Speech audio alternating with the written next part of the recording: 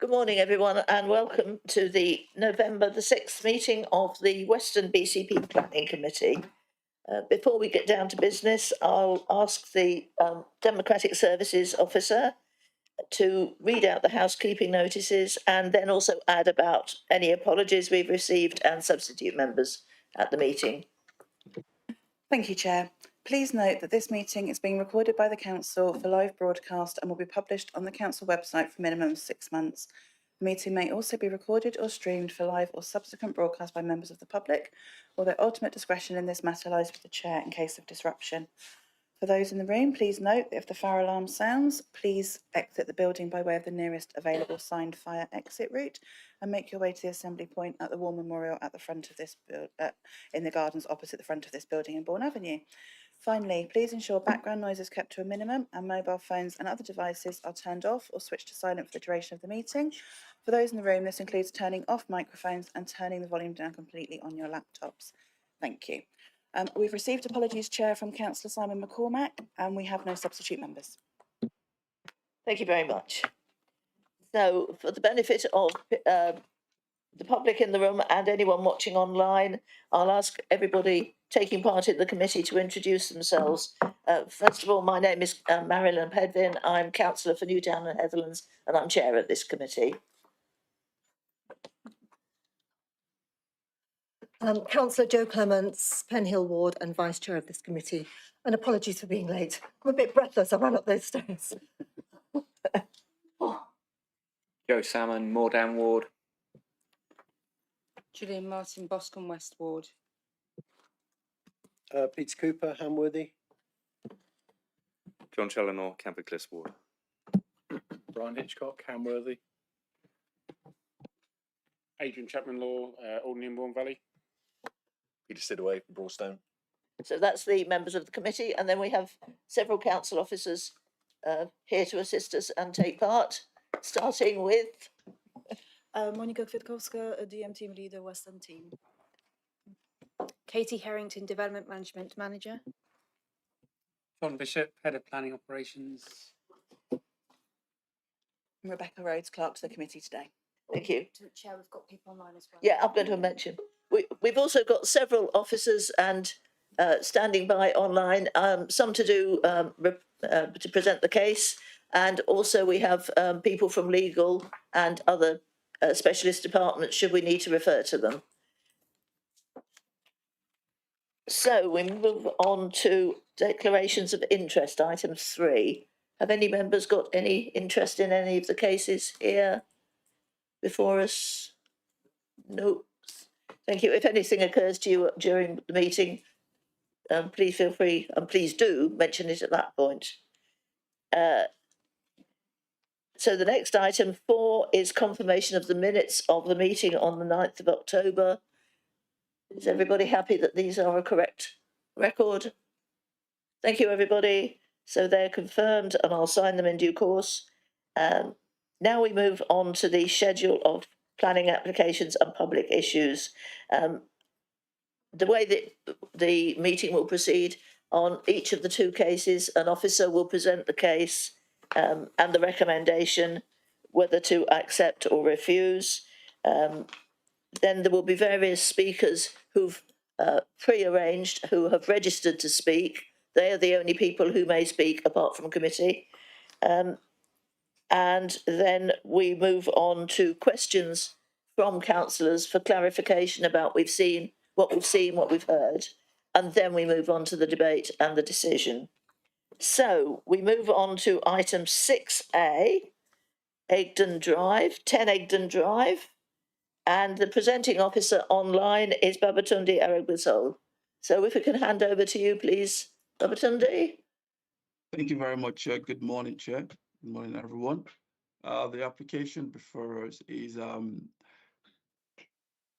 located at number 10 Egdon Drive in Poole, and the proposal description says our proposed change of use from dwelling house to children's care facility, including associated internal alteration. The reference number as shown on the screen is P/25//01431 /FUL. Next slide, please. The slide before us is the location plan. The application site relates to a two-story detached dwelling house with an integral garage.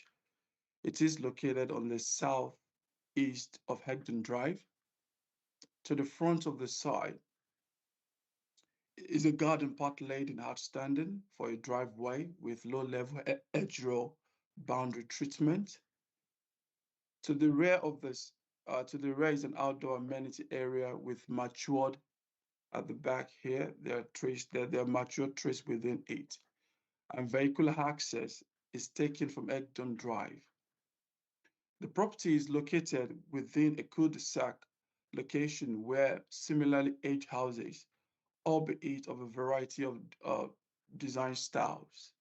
Egdon Drive is a cul-de-sac comprising mostly residential properties with an active frontage. Next slide, please. Slide 3. This slide shows the current state of the application site.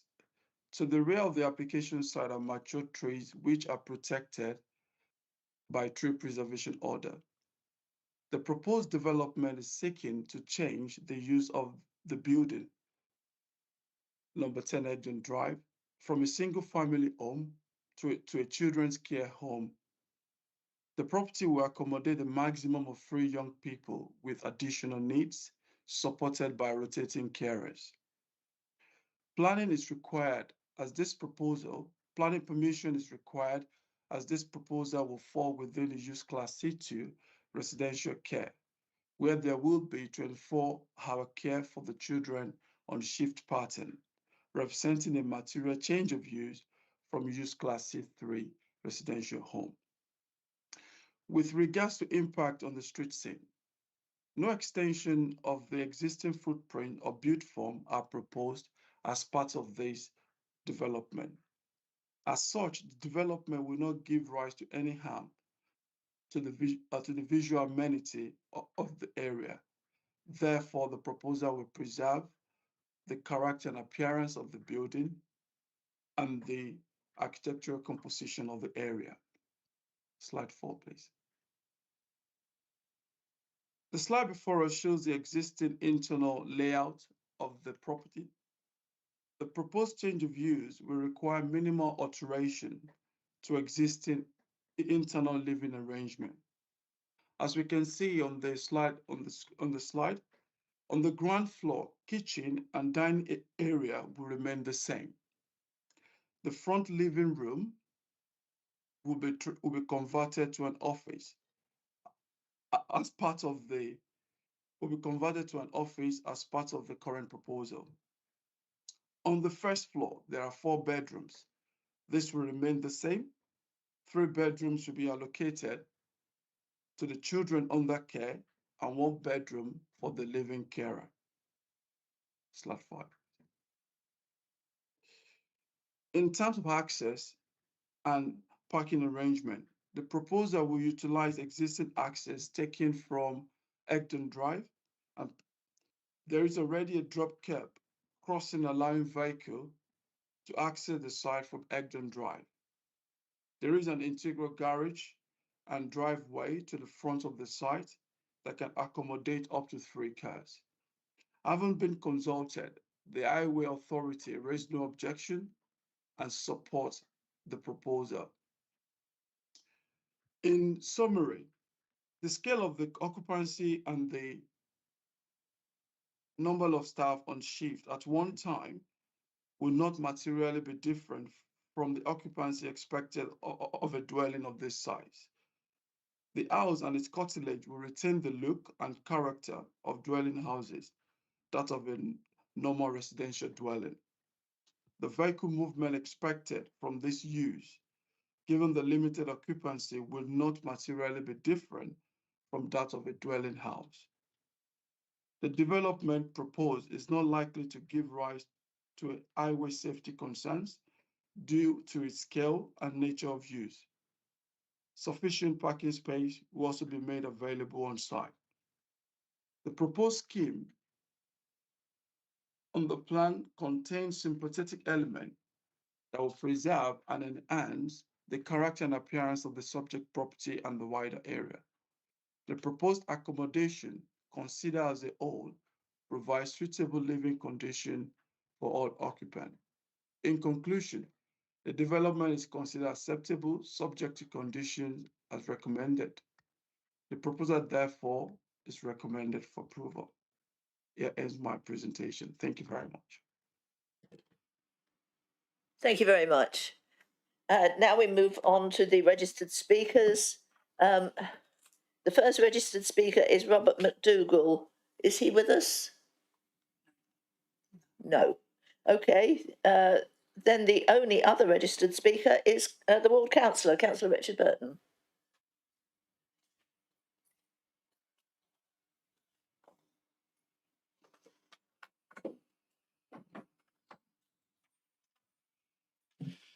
Thank you, Chair, for letting me speak. I was expecting a few other people to be here, so like you. Yes, I'm Councillor Richard Burton. I'm one of the 3 ward councillors for Bearwood and Merley. I'm coming here to speak today with 2 hats on. The first hat, and therefore I'm going to say 2 slightly different things. The first hat 1 is as ward councillor, representing my residents, which is a very important role to me. I've read all through the objections. I'd like to highlight a couple of broad areas which I think are planning matters.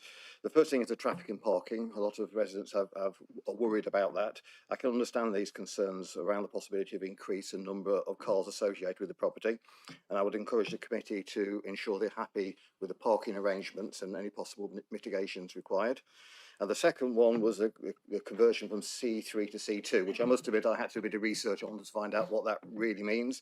So C2 includes not only the care facility for children, hospitals and nursing homes, residential care homes, boarding schools, residential colleges and training centres with residential accommodation. Now, I note in the conditions of the report that the property shall, it is a quote, the property shall be used solely for the purpose of a children's home as defined in class C2 of that legislation and not for any other purpose whatsoever. So I'm concerned to how this will be enforceable and to ensure that there isn't any sort of planning creep that might come in if the care home isn't there in the future. Time for my second hat, which is going to go, I'm afraid, against what some of my residents say. That's the corporate parenting hat. And chair of the corporate parenting board. Now I know everybody around this table are also corporate parents, so they'll understand exactly what I mean here. Chairing the corporate parenting board is also incredibly important to me. So at the end of March 25, there were 561 children in care in BCP. About 303 are in the 5 to 15 years age. That's sort of the age that this ward would be for. 32% of children and young people are placed out of area. They're our responsibility, but living outside BCP. Sometimes for very good reasons, sometimes not. Children are cared for in lots of different ways: foster care, special guardianships. Many are going through the process of adoption, which takes about 400 days, and care homes. We don't have any large care homes within BCP. Part of the role of a corporate parent is hearing the voice of our children. I normally like to get children to speak on their own behalf, but I'm going to attempt to do a little bit for them today. One way that we do this is with we do what's called a bright spots survey every few years, where children who are in care or care experience. By the way, people around the table understand what I mean by care experience. Anybody who's listening online, those children and young people who have been in care, many areas that call them care leavers, they like to be called care experienced in BCP. So in the Bright Spot survey, 2 points that they made seem very important to them is feeling safe where they live and access to nature and spending time outside. I won't spend time going through the corporate parenting principles and guidelines, which we need to be minded of when making decisions. But what I will do is make one quote, one sentence from it. Would this be good enough for my child? You can decide if the care that will be, sorry, you can't decide whether the care that received at this home, if permitted, will be good enough. We have processes in place to check this, Ofsted inspectors and the care home. I'm not going to ask if the children will be good enough for Merley. What I want to know is if Merley will be good enough for the children. I moved to Merley to bring up my child. That was over 30 years ago now, because she is 30 now. It's an incredibly low crime rate. It has really good parks and open spaces. It has a sense of community. The local schools are good and outstanding. Ofsted said of Broadstone Middle School, which is the school that many of our children go to, pupils with special education needs and disabilities thrive at the school. They have something called the Link, which I know BCP invested in, which is a SEND unit based at the school for students with primary diagnosis of autistic spectrum condition and anxiety. Allenbourne Middle School, which is another school that many of the children from Murdy go to, Ofsted said the school accurately identifies the needs of pupils with special education needs and disabilities. We also have the White Ash School, which is a private SEND school actually within the ward, which specialises in AHD and autism. So I would ask the committee to ensure that the concerns that I mentioned whilst wearing my hat on are looked at, but I hope that this home can become an integral part and a love part of our community in the future. Thank you, Chair. Thank you, Councillor Burton. And timing, I gather, was absolutely impeccable, so well done. Okay, so we move on now to questions from members about either what you saw when you visited, what you've read, what you've heard today. Any questions of fact? Rather than opinions. We come on to opinions later. Councillor Cooper, Councillor Sidaway. I don't know whether I need to, but just in terms of interest, I do sit on the Children's Committee. I didn't know whether that has any impact, because we do a lot of work around care and stuff like that. So I just thought I'd declare that. I'm on Children and Young People Services Overview and Scrutiny Committee, whether that matters or not. Thank you, but I don't think that is any interest that, thank you for declaring it, but I don't think it has any bearing on your decision making. Councillor Sidaway. Yeah, apologies if I've missed this. I was just looking through for the waste and refuse details, and I see there is a little bit in there that basically says they'll sort it out later. And I just wonder whether we should look, whether there's any more information on what exactly that means, because a home like this will have an increased amount of waste and probably does need to be considered up front. But I don't know if Babatunde can expand on that for us. Yes, thank you very much for that question. Yeah, we, during the application, the Waste Authority have been consulted, and their advice was that the waste that will be generated by the use would not be dissimilar to a dwelling house.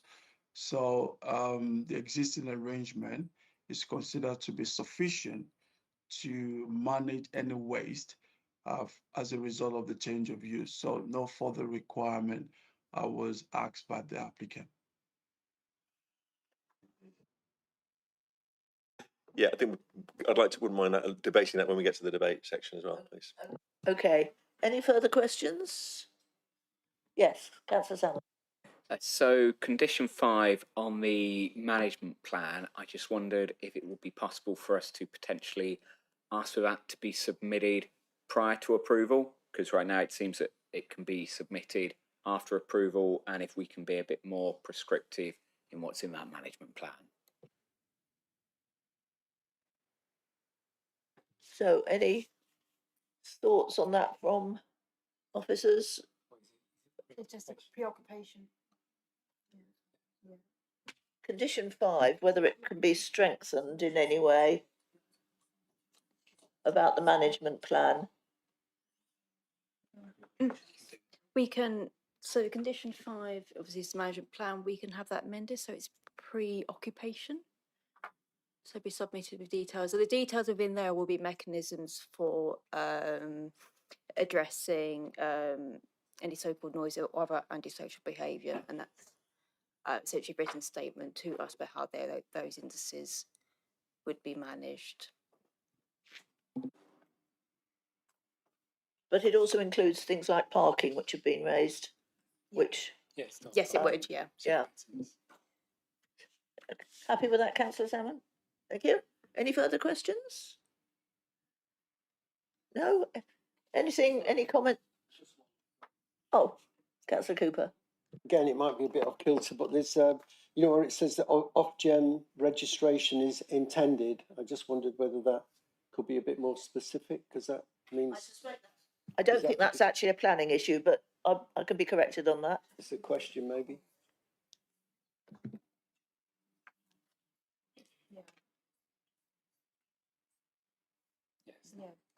Yeah, so whether or not the facility is Ofsted has a good Ofsted rating or is Ofsted rating, it's not a matter for planning. To be clear, if it to be it's normal practice for providers to require good standard of care, either through our BCP lists or with Dorset. But unfortunately, it's not something that we can secure for planning. Okay, so any further updates from officers on what we've heard so far, the questions raised? Okay, well, we move on to debate then. So, do you wish to approve this or not, and reasons? Councillor Salmon. So I'm obviously in favour of approval. I can't see any valid reason for us to refuse in terms of the planning framework. I think we need sites like this. The only thing I'd want to do is look at because there's clearly some concerns about the development, given the number of objections, is beefing up condition 5. I don't like the word could in condition 5. I like us to be explicit in what the management plan should contain. So I want us to make sure that condition specifically mentions how staff changeover will be handled, the on-site parking for visitors protocol as well. And then I'd also want a named 24/7 telephone contact, not just a named contact. I don't want people to feel like they've just been given an email address and they're screaming into the void. And I'd also want that management plan to have a specific complaint logging process and how those will be responded to. And I think if we beef up 5, I can't see any other reason to refuse. I think we need sites like this. I'm happy to approve with those extra conditions. Thank you. Councillor Siddle. Yeah, I agree completely. I think we desperately need these sort of places. I think Councillor Salmon has outlined pretty much all the things we've thought about. I've seen sites like this. I was concerned about waste because I don't honestly believe that it does fit into a domestic waste bin. Depending on the circumstances of the children you have in there. So I think within that plan there should be something to look at the waste, and maybe it should be strengthened to the commercial offering that is mentioned in the waste section. Other than that, I'm fully behind it. Councillor Chandler. Thank you, Chair. Absolutely in support. My concerns were around parking and waste. I think all of us as corporate parents would welcome this kind of establishment where children would be in a fairly welcoming and safe environment. So I'd be happy to support with those conditions that are actually beefed up. And I'd also just like to make a point out that I've just received a message from Councillor Adams to send his apologies, which I hadn't seen until I just turned my computer on, just so that you can note that for him. Thank you. Thank you. It appears that we had some registered speakers that weren't on the list I was working from. I was working from the wrong list. And we've got 2 speakers who are supporting this application. Tony Carr and Sarah Leskinen-Keel. Are they both present? They are. Why didn't you say something before? So, do you wish to address us now? Please carry on. You have 5 minutes between you.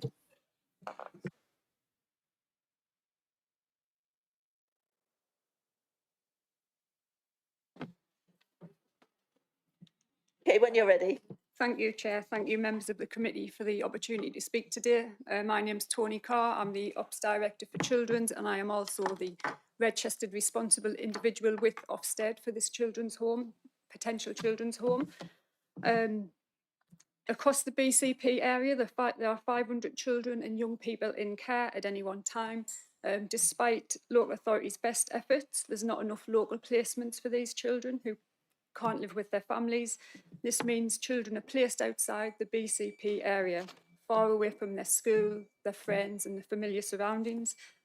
Data shows, although this might not be the most recent data, 516 children are looked after and a significant number of them were placed out of the area.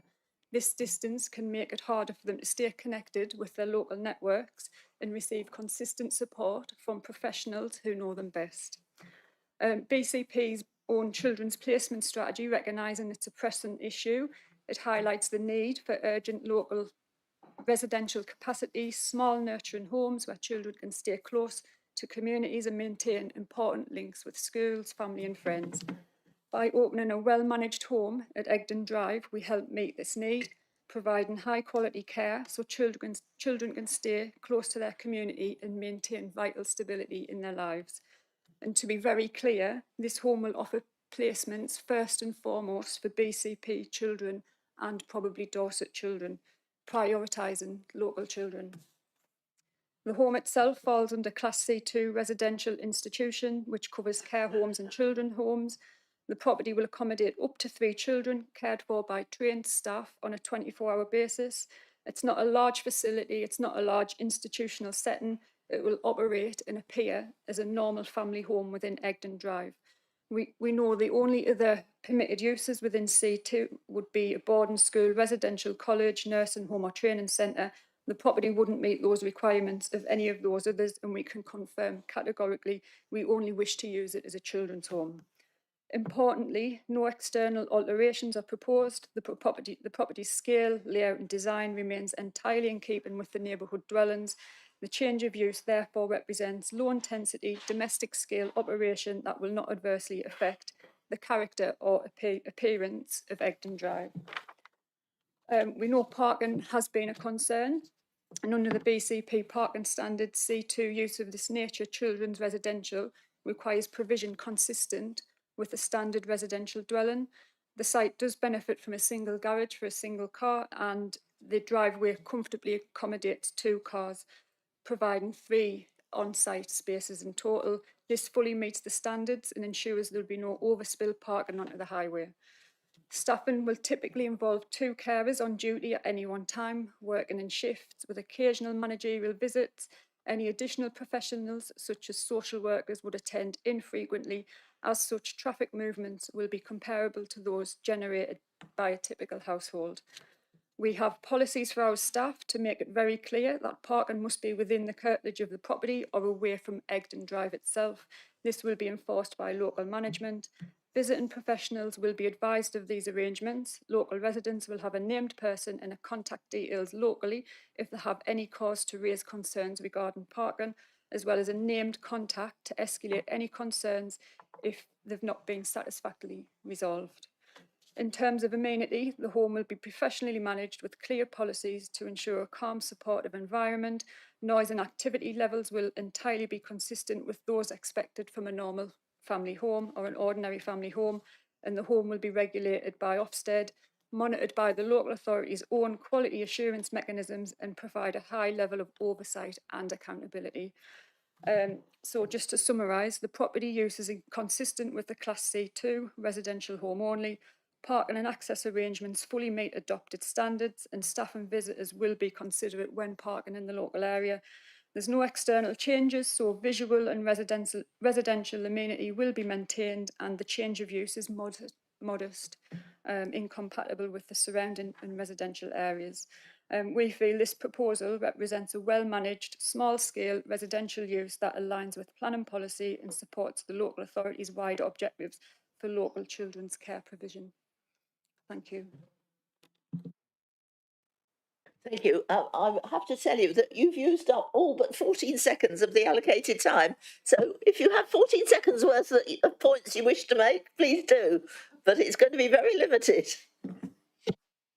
I would only say, as we've already prepared here, we welcome the management plan. We will voluntarily or conditioned enter into other obligations. I particularly had written in advance that issues around complaints, issues around 24/7 contact for raising concerns. We have been operating in this area in some of our other Asian Care businesses for a long time, and we seek to be good neighbours, equally as good with this, our Asian Care Children's Service not-for-profit company, as we do in our other services elsewhere. Thank you very much. Thank you. And apologies for omitting you at the correct time.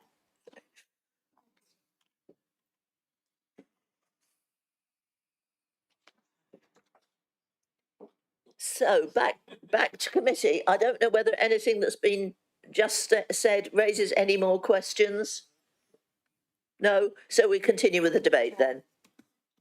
Councillor Salmon. So I think I would like to propose then that we approve this plan subject to delegating powers to the head of planning services or whatever it is to come up with a new condition 6 to include a waste management plan, so a specific waste management plan, which I think is what Peter was after, and then for condition 5 to be beefed up to contain explicit on the staff changeover, the on-site parking visit protocols, 24/7 named contact point available by telephone, and the complaint logging process.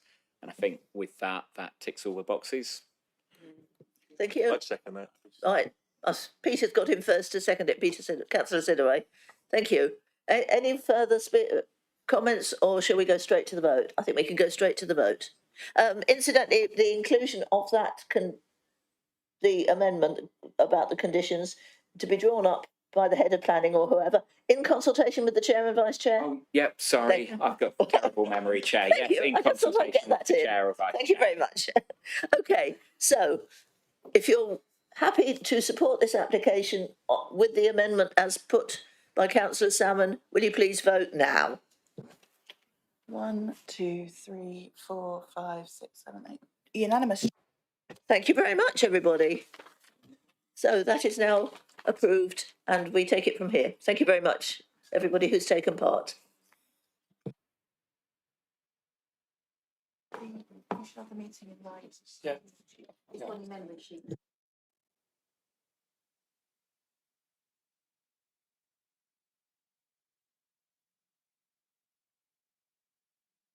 So we're just having a slight break while the changeover takes place. And we'll be back for item 6B in a few seconds.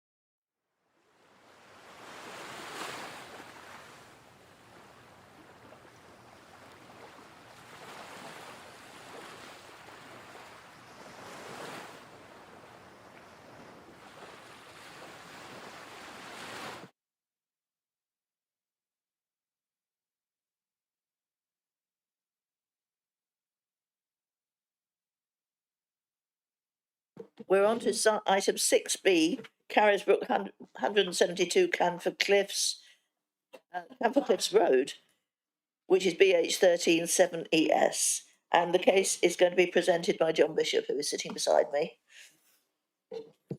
Okay, thank you very much. So we've got an application here at Campus Cliff Road. The proposal is for a major planning application for the demolition of 2 existing blocks of flats and replacement with a block of 44 apartments with associated access, a large basement parking, cycling bin storage, and relocation of an existing substation. So the site is located in Campercliff Road at its junction with Haven Road on the south. As you can see from this slide here, it currently comprises 2 blocks of flats, 1960s, 70s construction, flat roof, and it's got a very large treed area to the rear of the site. This gives you a bit more context here. So you can see the application site with the red dot on it. You've got an existing block of flats to the north, which is 5 stories. To the south, you've got a development of bungalows built in the 1970s, I believe. And to the east of the site is mixed in character with a variety of flats and houses.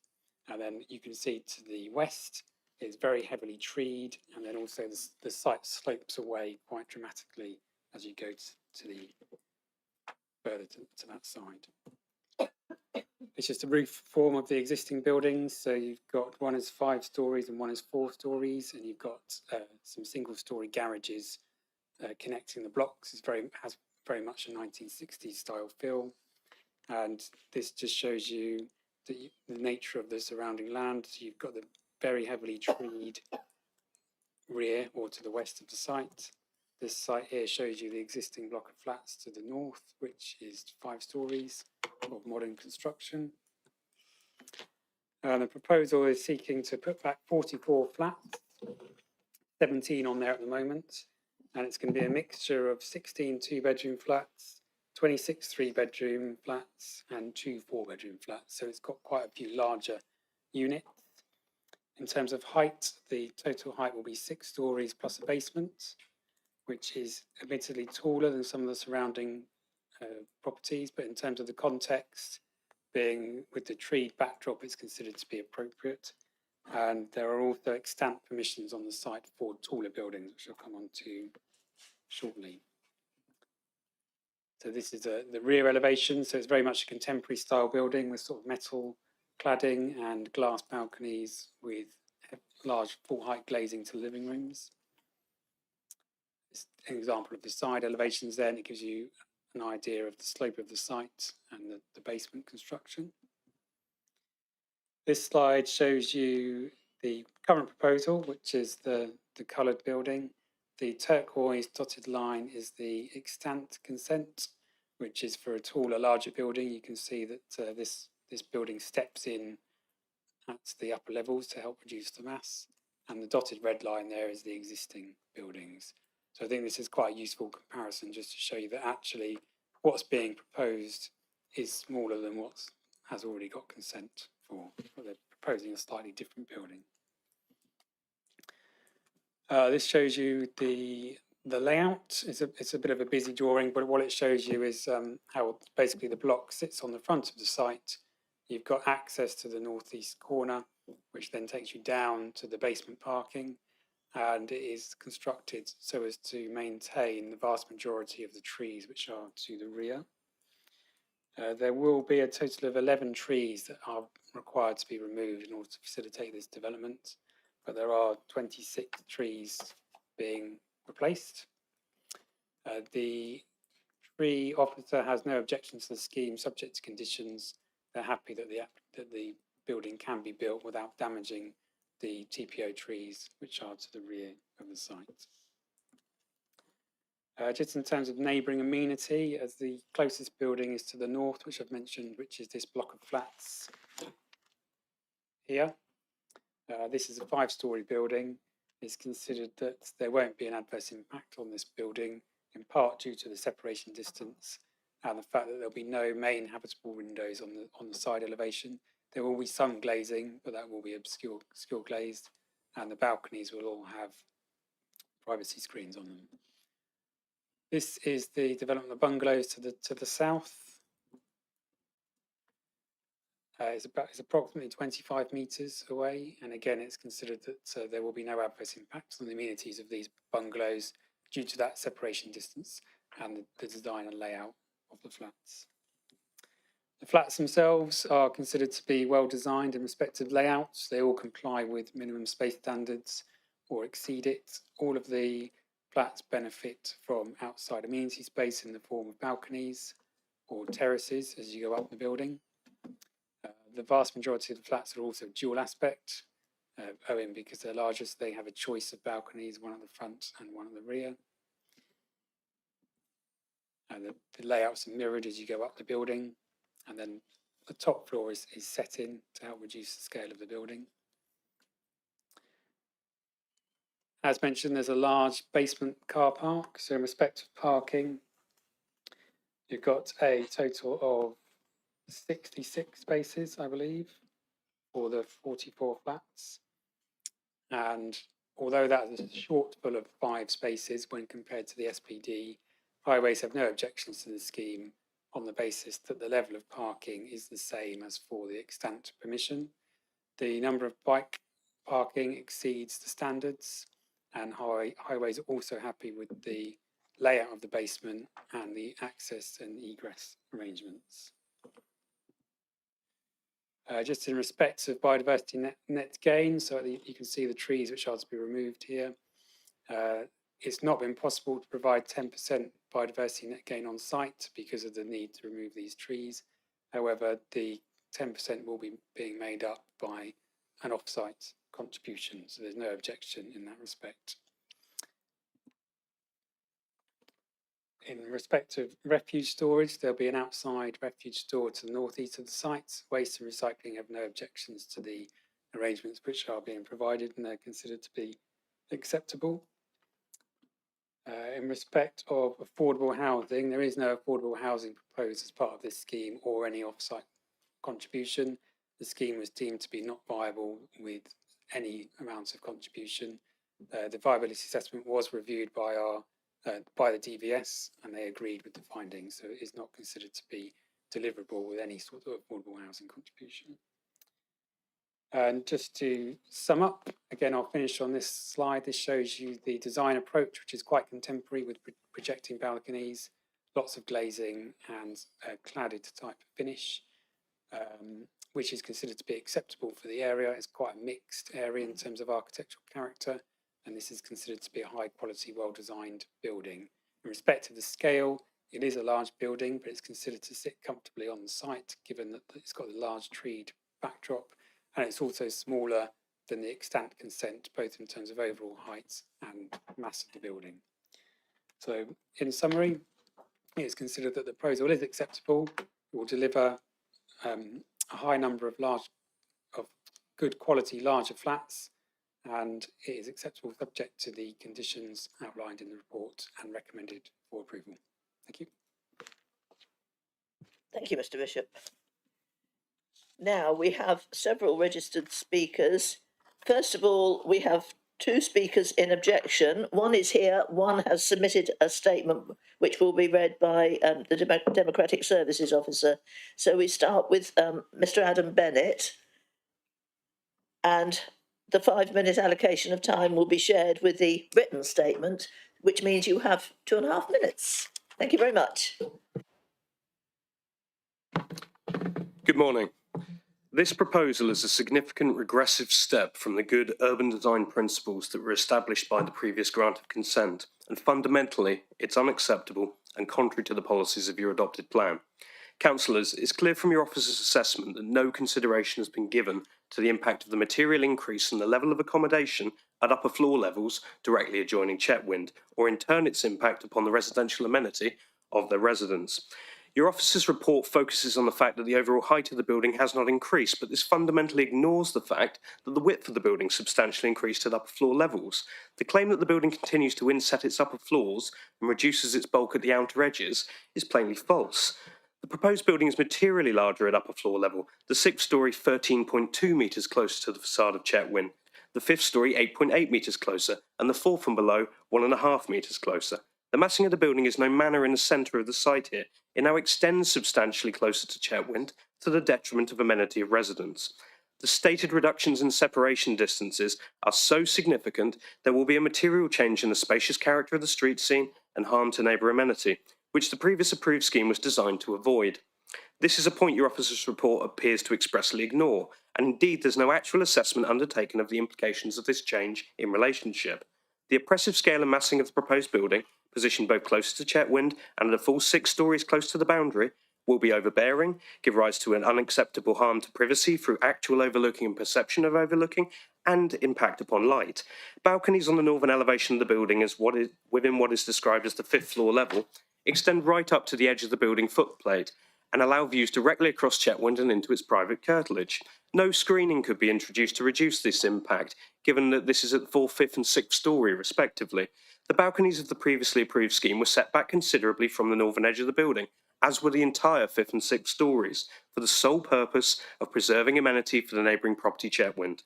By virtue of the absence of any relief for the virtually consistent extent of the floor plate across floors, the building will appear highly visible within the street scene and oppressive in its massing, filling the northern end of the plot, and given its prominence, the building will dominate views on approach from Haven Road. The development does not embrace the existing character of gaps between buildings in the street. On the contrary, it seeks to close the gap, tightening significantly the relationship with Chetwynd to the detriment of local character. The scheme fails to reflect or enhance local character.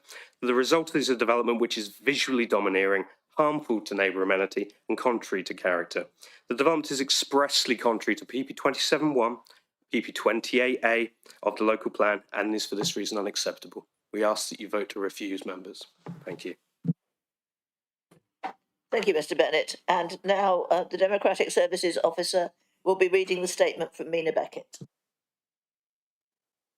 Yeah, thank you, Chair. So the statement from Mina Beckett. We are nearby residents and strongly object to this application. Our main concern is the scale, height and bulk of what is proposed and the serious impact it would have on our home, our family life and the surrounding area. Our property sits directly opposite the site and is built into a hillside facing the existing blocks. All of our principal rooms, living spaces, kitchen and most bedrooms, as well as our garden, look straight towards the development. The current buildings already sit predominantly on the skyline, but they are relatively modest in width and height and largely screened by mature trees. The proposed building would rise well above the height of those trees, far higher than the existing flats, making it much more visible from surrounding properties and key public viewpoints. As winter approaches, we notice that the morning sun can only just clear the existing roofs. If this new, much taller and wider block is built, we will lose that sunlight completely, which will profoundly affect how we live in our home. Our main rooms will be in shade for most of the morning, particularly through winter when sunlight is most valued, leaving our home darker, colder and far less pleasant, with a strong sense of enclosure that would be visually oppressive and emotionally draining. It is essential that the existing trees at the rear are fully retained, as they are vital for both acoustic and visual screening during construction and once occupied. There will inevitably be pressure to reduce them to improve views from the new flats, but for neighbours, any loss of cover would be highly damaging and unacceptable. On the front elevation, the impact will be equally stark. The proposed block will dominate the street scene and the view at the end of the main thoroughfare through Camphor Cliffs village, towering over hedges and trees. Councillors should be very certain, if they are minded to approve the application, as the design is not in keeping with neighbouring buildings nor the existing blocks. Approval would change the area's character forever and set a dangerous precedent. The extensive balconies and elevated windows will directly overlook our home and garden, causing a significant loss of privacy. The proposal also adds 27 dwellings, bringing more noise, traffic and parking pressure to an area already congested, particularly during the busy summer months. We are not opposed to redevelopment in principle, but this proposal is in excessive scale, insensitive and in design and wholly out of character with its surroundings. It would seriously harm neighbouring amenity and the quiet sylvan character of Camphor Cliffs. For these reasons, we respectfully urge members to refuse this application and encourage a more modest, context-sensitive scheme to come forward. Thank you, Ms Rhodes. Now we have on behalf of the applicant, Claire Spiller, who is the agent and is with us.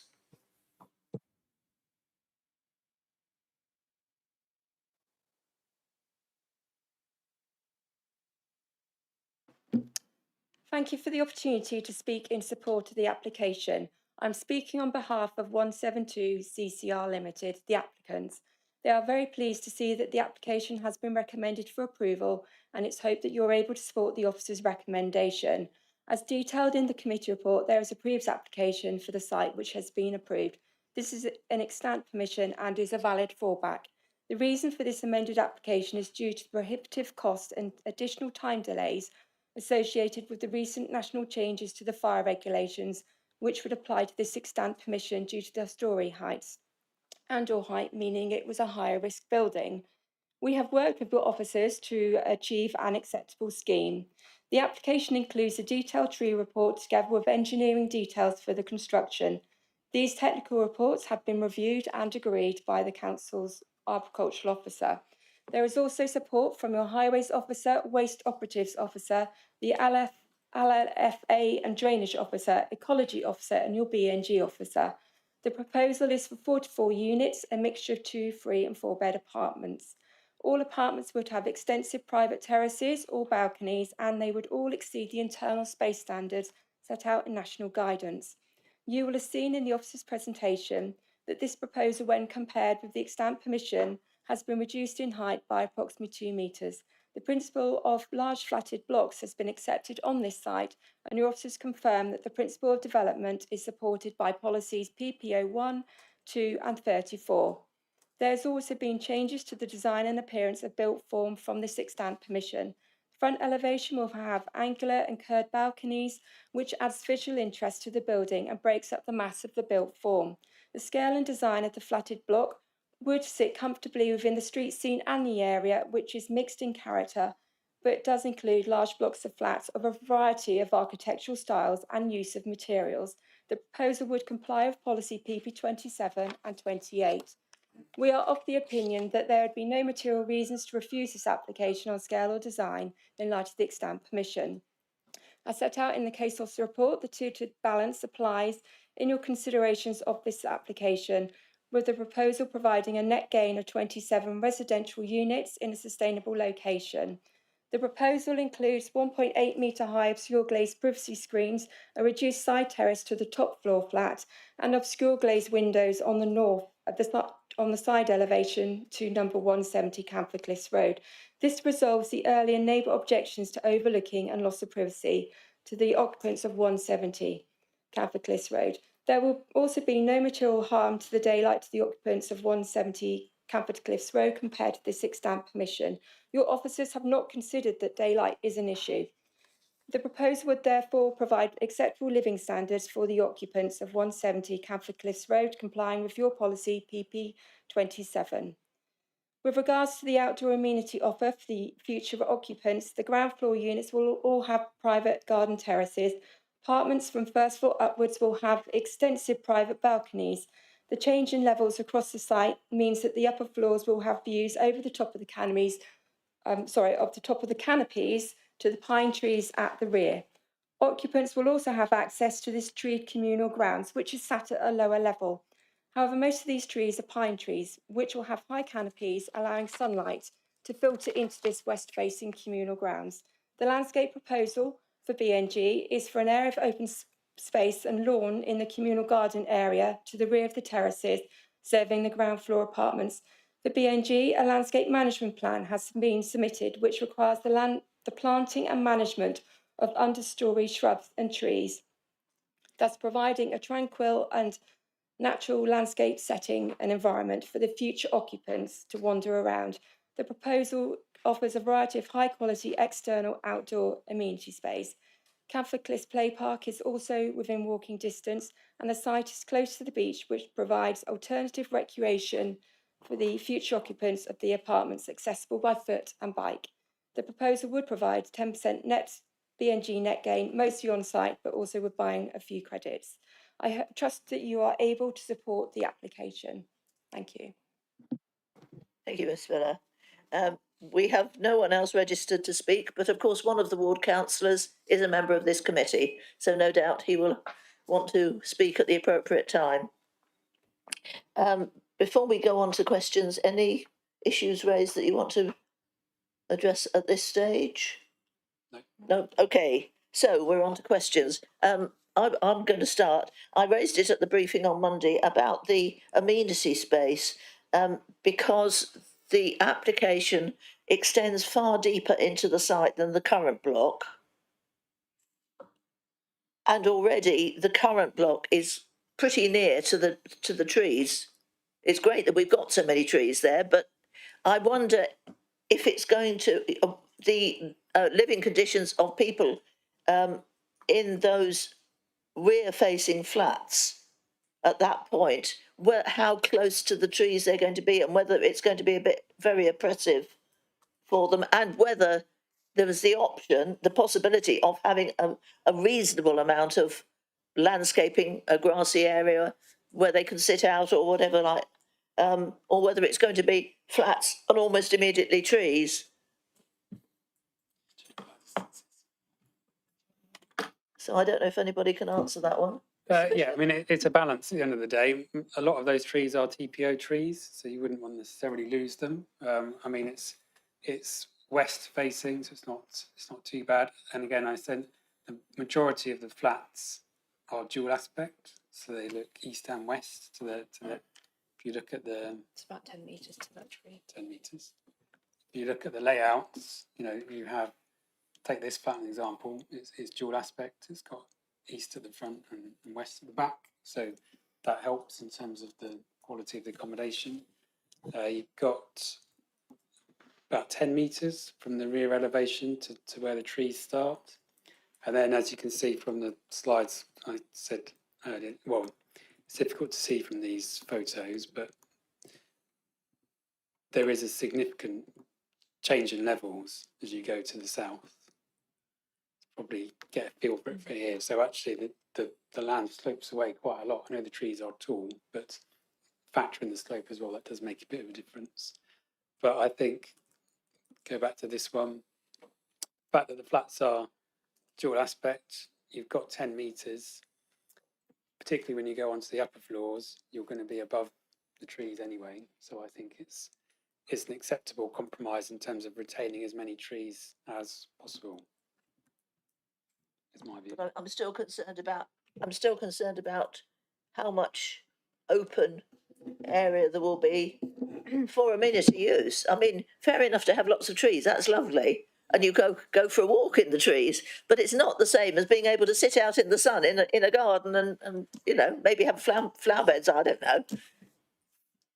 Just to confirm, the pool policy for amenity space doesn't specify a particular amount or type. All units have their own balcony, and they also have a area of amenity space to the rear. So it'll be difficult to sustain defending refusal for lack of amenity space on their grounds. So you're satisfied that it's adequate? Yeah, I mean, the balconies on their own would be more than adequate. The fact that there is the space to the rear is a bonus, to be frank. So. Okay, thank you. So, yes, Councillor Salmon, I see several hands up now. I just wanted down to, this side. just because it sounds like a lot of the debate is going to centre on how compliant this is with the local plan or not. But my reading of this is, even if it wasn't compliant with the local plan, given where we are with the local plan, it is out of date. Given where we are with the housing supply, even if there was a conflict, it seems likely to me that the tilted balance would sit in favour of development anyway, so that discussion may be somewhat moot.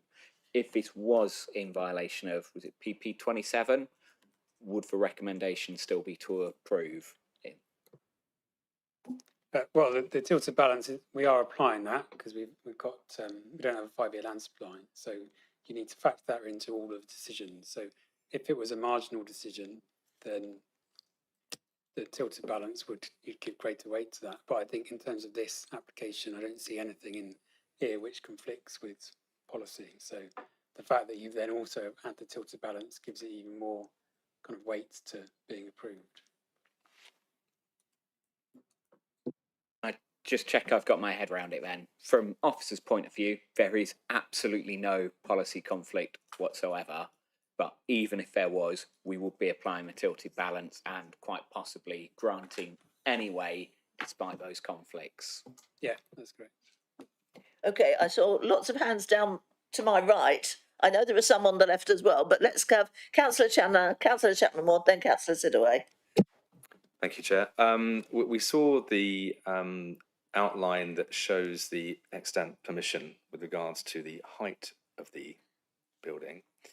But it was mentioned by the speaker who spoke against this application with regards to then the closing of distance but at the upper levels to the neighbouring blocks. Can we see that? Do we have a visual available of that? Yeah, I mean, it's on this plan here, so you can see the turquoise line is the extant consent, and you can see the outline, you can see the building, which is coloured. It sort of blends into the tree, so but you can see how it's slightly wider at ground floor level, and then also as you go up, it is set in, but not as much as the previous one. Okay, so it does end up with a net result that it is closer to that neighbouring block. It's hard for me to see. I may probably need new glasses. Yeah, it's wider, but not as tall. Okay, and the other question I had is in terms of with regards to the extant permission, what is the change in overall floor space given this is a redesign? Just try and get my head around with regards to that massing. I don't have the floor space figures to hand, but there's two previous consents. There's one which proposed 59 flats. That was over 7 stories plus a basement. This one is 6 stories plus a basement. And there was also a previous consent for a 60-unit assisted living scheme, which was 8 stories plus a basement. So this is smaller again. Okay, so do you reckon overall there's a reduction in the floor space and that's being put before us now? Yeah. Okay, thank you. Okay, Councillor Sidaway, I'm told wants to. Yes, is taking before my Councillor question. I Chapman. was going to ask pretty much the same question as John has asked, but I wanted to. So rather than do backwards and forwards, we decided to follow up. I'm looking at that same picture again and thinking those trees are masking what I can't see. So if I'm looking at it correctly, on the right hand side, it's a bit wider. On the top floor, it's a lot wider. There is no other top floor, the 7th floor. On the left-hand corner, it's a bit wide, but I can't see how wide it is beyond the trees compared to the turquoise line. Can you explain that one for me?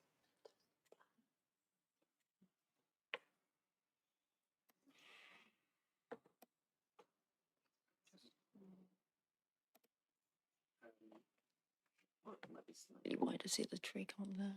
Would it show on a floor plan? Oh yeah, look at the floor plan. It's got there it is. Yeah, it's those lines there, isn't it? Yeah, it's a little bit, isn't it? Again, it's quite a busy plan, but you can see again it's slightly wider as well. You see the turquoise line relative to the. So you've got the turquoise line here, and then this is the proposal. Okay, thank you. I just wanted to clarify, get the picture in my mind of what it was we were talking about. Thank you. Sorry. Okay, Councillor Chapman. Yeah, just on sort of relative heights of the existing trees to the west, relative to the height of the, how many floors are going to be above that tree line, and like because it's on the site's on pretty much on top of the hill, isn't it? It's like it's one of the highest points around. At the back. So like it's going to be visible from the harbour and anywhere to the west, really. Like just can you just give me some ideas on like how visible it is above the tree line and? Well, it's difficult to say, but I haven't got the right kind of picture on here. But I mean, the drop off, as you said, it is right at the top of the hill, so it does drop off quite significantly down to the west. So it is going to be visible in longer views because it will. The top floors will be well above the tree canopy, but again, I think we come back to the point in terms of the height and its visibility. It will be not as tall as the extant consent, so it will be less visible from that perspective. You can see it already. Yeah, I mean the existing building you can see peaks up, and I think that is 5 stories. So this is 6, so it's going to be more prominent and bigger, obviously, than what's there at the moment. But in the site context, the need to deliver a maximum units that we can on the site, and the previous consent we think is acceptable. That's the view from the south, isn't it? Not from that's the view from the south side rather than the west. Okay. So is that all the questions dealt with on that side? And I saw councillor Martin's hand up before. Just wanted to ask a couple of questions. Because Compton Acres is nearby, and I wondered if the increased height would be visible from Compton Acres and imposing on Compton Acres, because Compton Acres is a sort of public amenity for everybody to enjoy, and I wouldn't like that to be spoilt. The other thing is, one of the objectors spoke about a shade. Has a shade impact assessment been carried out at all?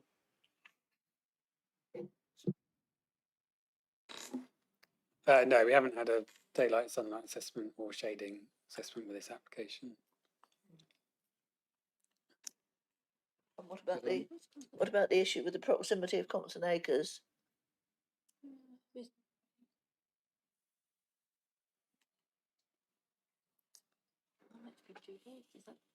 Well, it gets similar to my last answer, really. I mean, it's very difficult to try and gauge that because of all the trees and everything that's going to be in between it. But fundamentally, it's not as tall as the extant consent.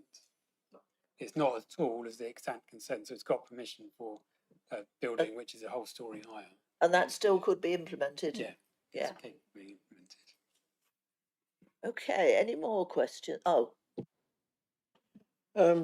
Just a couple of things, and it might be my naivety. At one point it says that the developers will mitigate the recreational impact on Poole Harbour, and I just wonder what that is and how that can be achieved. And the other one is about within, I think it's number 7, you know, bats may be present on the information stuff. Whatever you think of bats doesn't matter, but it's about how we prove things. It says if bats are found, work will immediately cease. So I just wonder how that will be assessed and monitored.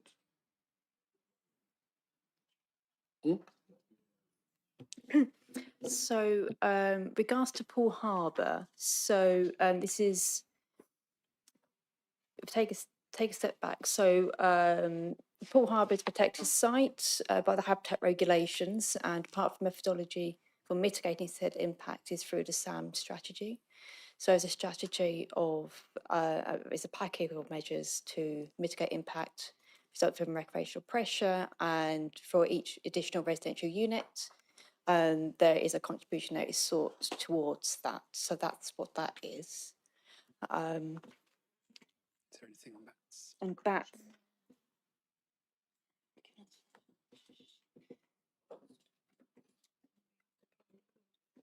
Yes, so it looks like a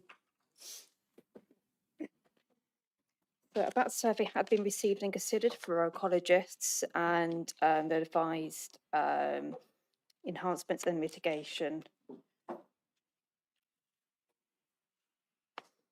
Species, so that's the species enhancements condition 9. So was that in? Can you let me know where that condition was? A bit informative. No. They're nesting birds in activity Survey. They've done a survey. Yeah. So was it condition 9, species enhancement, councillor? It's just this condition means they have to carry out in accordance with it. So whatever it says in the survey. Yeah. But essentially, it's they need to carry out the works conducted within their surveys to comply with the requirements of the habitat regulations with regards to bats.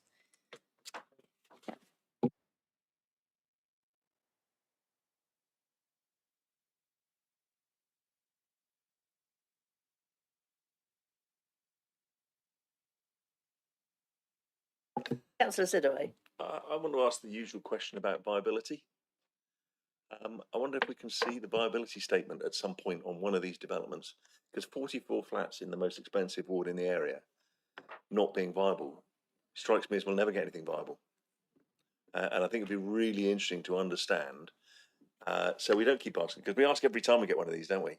And we don't understand why we can't get any affordable housing contribution. And I just think on a development like this, it's mind-blowing that they can't make any money on it. It's just... I certainly think this is something to pencil in as one of our bite-sized trainings in the future, please. But that's not part of this committee debate.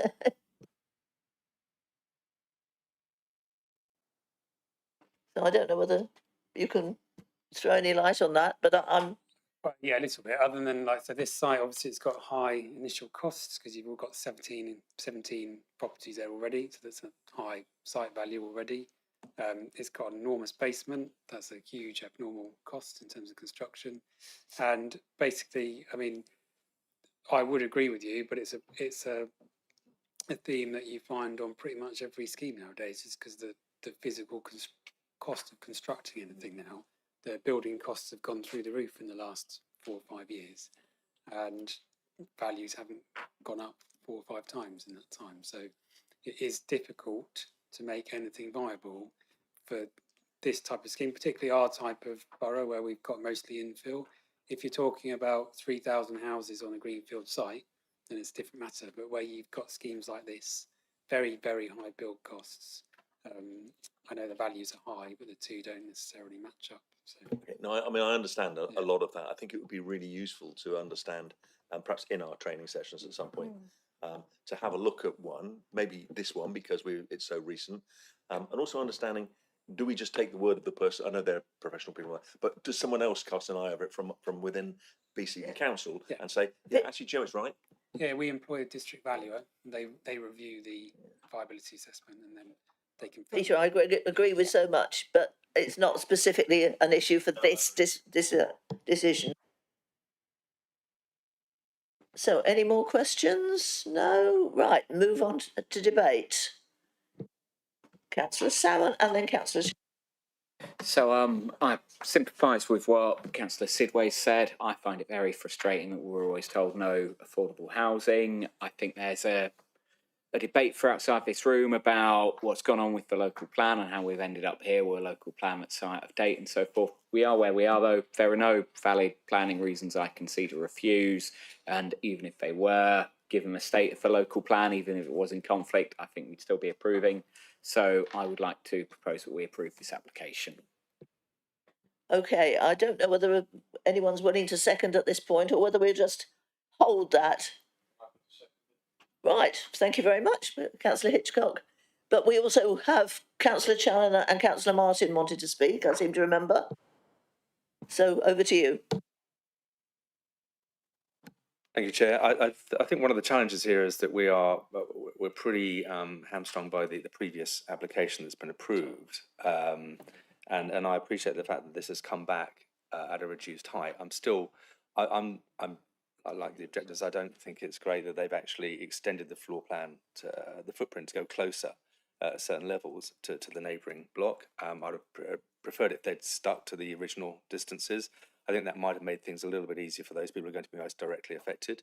I also find it odd that we have what seemed to me like insufficient parking standards, and we still have a shortfall. But it's okay because there's 96 bike spaces. Well, that's great. Good luck in getting 96 people to have bikes in there. I can't see it myself. So yeah, I do wonder how much challenge is put into saying, actually, we have a minimum requirement. You're not even meeting that. Really, can't we do better as a council to actually enforce that and to make sure that even those not particularly satisfactory minimum requirements are met? I just find that bizarre. I also don't like the fact that there's removal of significant trees at the front, which would help in terms of screening this property and actually softening the impact on the street scene. I know there's some planting that's being put in, but actually it's big. It's going to be quite stark to people who are approaching from that side. So again, that's something. I just think that given the issues, especially with this, the change of the footprint towards the neighbouring properties, I can't support it, but I've no doubt that other members within this committee could. Thank you. Councillor Martin, I think you indicated. Yeah, I just wanted to say I love the fact that there are trees being left at the back. I think that's really important. It's really nice amenity. It's good for the environment. There's no material reason to refuse, but I do actually like the look of the property. If you come up from Poole Harbour, there are many modern flats there, and I can't help thinking that what is there at the moment looks just a bit sad and drab, whereas it is a beautiful building, I think, And I love the fact that the balconies, lots of balcony space, which is great. I'm a great believer in balcony space in flats. Really important to get that liminal space for people to live in. There's a good range of 1, 2 and 3 bedroom flats.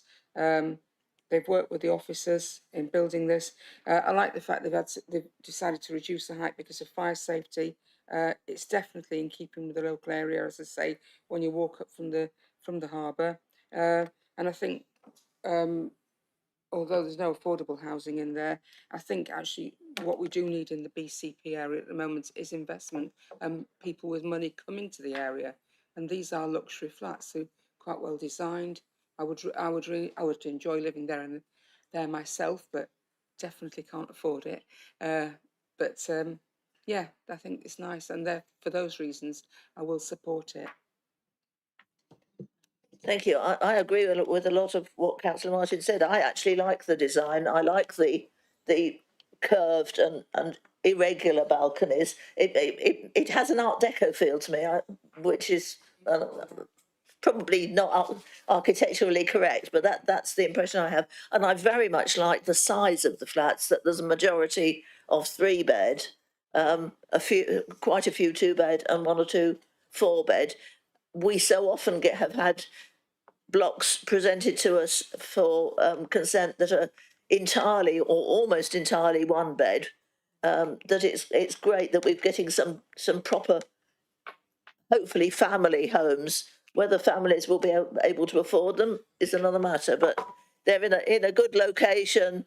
You know, they will be very appealing, I'm sure, to people who have sufficient funds to cover them, which doesn't include most of us, no doubt.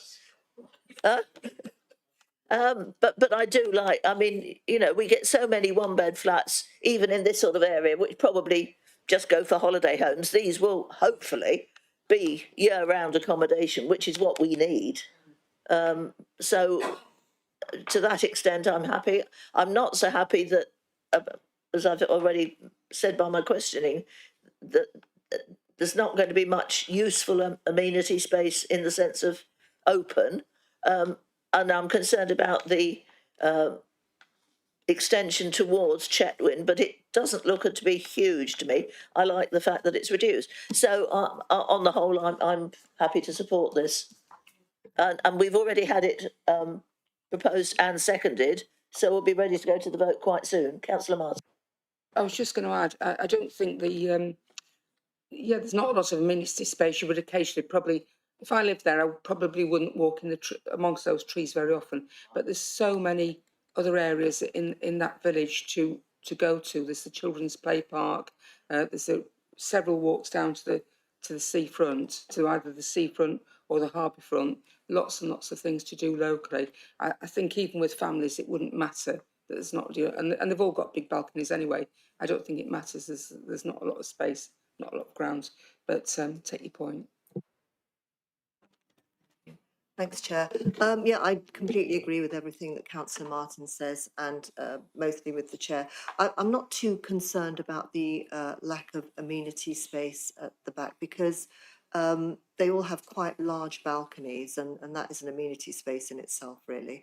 And there is some amenity space, so I'm not too worried about that. I agree. I think it's a very attractive looking building, and I'm not too concerned either with its proximity to Chetwynd next door.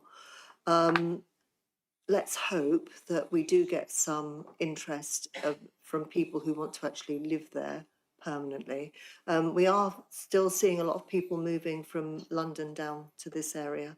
They're the kind of people, I'm guessing, that have got the money that will be able to afford these properties. But yeah, let's hope that it will be a nice, if approved, it'll be a nice established local community area that people can embrace and enjoy living in.